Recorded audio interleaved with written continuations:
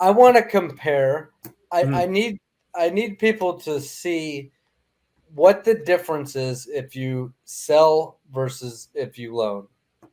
And Let's go. I'm going to start with the right side where it says sold on a double.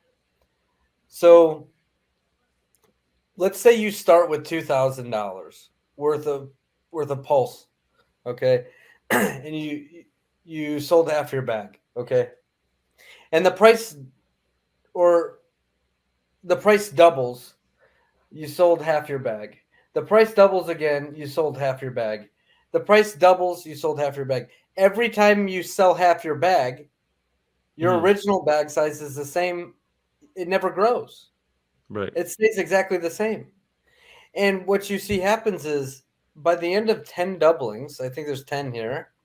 1, 2, 3, 4, 5, 6, 7, 8, 9, 10. 11. There's a little bit more than 10. There's Yeah. 13 doublings. You literally have $13,000 worth of stable coin, and you still have your original bag of $2,000 worth of Pulse. And you Right. went through 13 doublings. 13 doublings, and all you got to show for it is 15 grand. You're still broke. You're still broke. It's ridiculous. Okay? Now, look at the left side and see where it says collateral. Mhm. I want to add a point here because people will say, "Oh, that's too risky." You could put in $1,000,000 worth of collateral and still only draw $1,000 every doubling, and then 2,000, then 4,000. I just want to make that point. Right. Right. But let's say you started with the same amount and you took out half. The price doubles, you took out half. The price doubles again. You took a loan out, right? You're taking loans out here in this scenario. So just for the people watching, you're not selling this. You're just taking a loan out Right. every time the price doubles. Yeah. So see, it's similar to the bag column. The bag column is what you're left with every time you sell. So your bag never gets bigger than 2 grand. Right. But in the collateral column, you're just taking a loan out. So your collateral continues to grow and Right. grow and grow. And you go through 13 doublings and you've taken a loan out on half of your collateral on every doubling. By the end of 13 doublings, you have $4,096,000 worth of stable coin Plus. plus $8,192,000 worth of collateral. Now, not all of that is accessible to you because remember the protocol requires 110% of what you've minted to stay locked.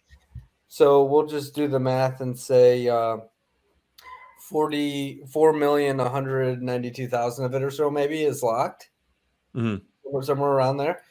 But you still have $4,096,000 worth of stable and accessible to do whatever you want with still. We'll say $4 million worth of Pulse. You have like $8 million, That's true. and you went through the same chart, the same ups and downs that the guy who sold on every double did. But you decided to take a loan on every double. So you're Then telling me if I put 2,000, I'm gonna get 14, 12 million here with liquid loans? Is that what you're telling me? Oh, if 13 you doubles. if you actually collateralize at a safe level, let me 100%, yeah. explain. Instead of starting with 2 grand, why don't you start with 20 grand, but only take a $1,000 loan, So you can do that too. right? The price doubles and you take a $2,000 loan. Price doubles, take a $4,000 loan. You could do that as well. And what's interesting about that is your collateral doing that would be even bigger. So you not only did you collateralize safely because you put in 20 grand and only took a $1,000 loan. But by the end of 13 doublings, you'd have so much money. Like what's 20,000, doubled, 13 times. You'd have so much darn money, it would be insane. It's true. You can collateralize at whatever ratio you want and run these numbers. You will not be able to have more money than somebody who sells. Period. You can't do it. It's impossible. There you go. The only exception to that is if you're liquidated. But if you're smart, you'll just avoid that liquidation. Or Yeah, you'll use it as a collateralize more, add more, make sure you're safe for those fluctuations. Make sure you have some sort of wiggle room for this to go up and down just so you don't get Then I guess you're safe. Yeah, and you're putting all that loan to work for you. You've got that stable coin. Yeah, sure. Go buy a Lambo. Go buy some groceries. Go buy a house, whatever you want. But you're going to have more money than you know what to do with. And you should be doing the right thing and reinvesting some of that. 100%. It's like the wealthiest people in the world do. You take a loan out against your most appreciating asset, you get some money, and you go invest that, and now you grow your wealth. Yeah. Richard talks about that.